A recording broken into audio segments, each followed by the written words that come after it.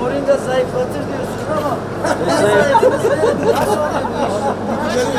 Hiçbir şey içemeyelim. Zayıflayacak biz var mı? Bizde şöyle bir bak var diye. Yani. Hoş geldin. Hediye veriyorlar. Başkanım sonra hediye vermeyi de varmış. Tahmaz bahçıvanımızı sorarsanız da değerli Gaziantep'liler, Gaziantep bölgesinde bir aba giymiş, bir gömlek giymiş.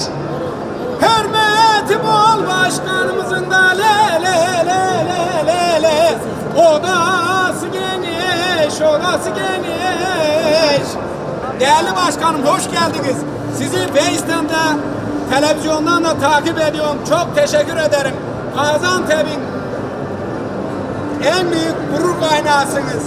Sizinle gurur duyuyorum. Gerit Yeni Yapan Köylü Memo Şov olarak, sürü yöneticisi olarak. Sayın Başkanım, hoş geldiniz. Oğuzeli Belediye Başkanımız da burada. Öncelikle 12. kat tarım vardı. Gaziantep'imizin hayırlı olması gibi. Burada tarım alanında faaliyet gösteren belediyeler, kurumlar, firmalar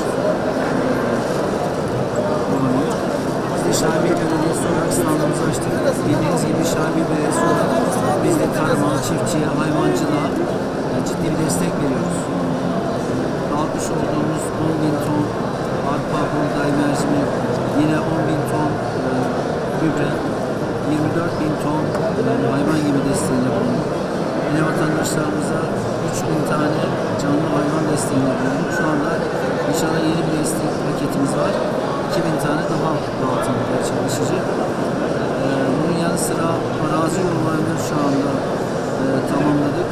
1330 kilometre uzunluğunda arazi yolu yaptık. Vatandaşlarımız yaz kış rahat gidebiliyor. Meralarımızı gübreledik. Çiftçilerimize bu anlamda destek sağladık.